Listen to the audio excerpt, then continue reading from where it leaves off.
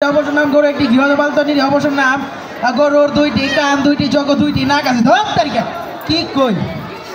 গরু একটি গৃহপালিত অবশ্য নাম একটি গরু আতামিয়া সালাম আলাইকুম স্যার স্যার বসেন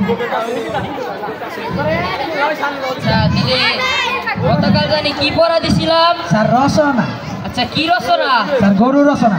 রচনা কি পড়া হয়েছে স্যার হইব না ধরতে গেলে আপনি আমার একটা রচনা ডিকশনারি বলতে পারেন আচ্ছা দিলে তুমি গরু রচনা বলো দেখি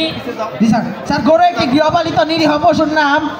গরুর স্যার দুইটা চোখ একটি নাক ও দুইটা কান আছে স্যার গরু চারটা পা আছে যে পা গরু হাঁটতে হাঁটতে ঘাস খাইতে খাইতে গরু যখন পেছনে লাগে গরু পানি পান করতে নদীর কাছে যায় কিন্তু রাখাল ভাইরা সাবধান নদীতে কিন্তু আছে পানি পানি থাকার কারণে সেখানে আছে একটা ভয়ঙ্কর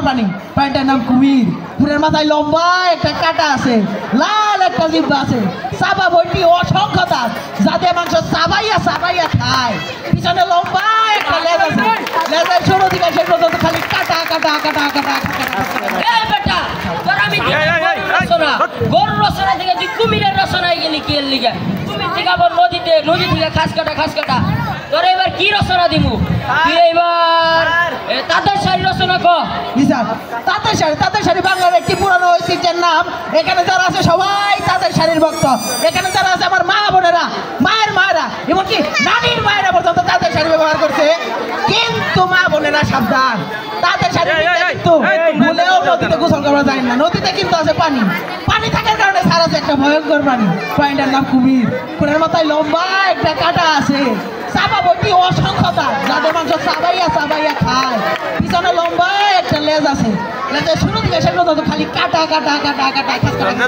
এই বেটা তোর আমি যেই রচনা দেই ওই রচনার মধ্যে খালি কুমিরে যাস কুমির থেকে তুই নদীতে যাস খাস কাটা কি কস তোর এবার কি রচনা দিমু তুই বিমান রচনা কর স্যার বিমান একটি পৃথিবীর সবচেয়ে দ্রুতগামী পরিবহনের নাম বিমান স্যার এক রাষ্ট্র থেকে অন্য রাষ্ট্রে খুবই সহজেই যাতায়াত করতে পারে স্যার কিন্তু আমি গত মাসে পত্রিকায় দেখছিলাম যে একটা মালয়েশিয়ার বিমান বিধ্বস্ত হয়েছে আমি শিওর স্যার বিমানটা বিধ্বস্ত হয়ে কিন্তু কোনো মহাসাগরেই পতিত হয়েছে আর মহাসাগরে কিন্তু আছে পানি থাকার কারণে আছে একটা ভয়ঙ্কর প্রাণীটার নাম কুমির কুমিরের লাল একটা জিহ্বা আছে চাপাবর্তী অসংখ্য দাঁত যাতে মাংস চাবাইয়া চাবাইয়া খায় পিছনে লম্বা একটা লেজ আছে লেজের শুরু থেকে শেষ পর্যন্ত খালি কাটা কাটা কাটা কাটা এই বেটা তোরে কি রচনা দিমু তুই খালি নদীতে যাস নদী থেকে তুই কুমিরে যাস কি এর লিগা তোর এবার এমন একটা রচনা দিমু যেটার মধ্যে তুই পানিতে যেতে পারবি না তুই কি রচনা কইবি তুই পলাশি যুদ্ধ রচনা কর স্যার বাংলা বিহার উড়িষ্যা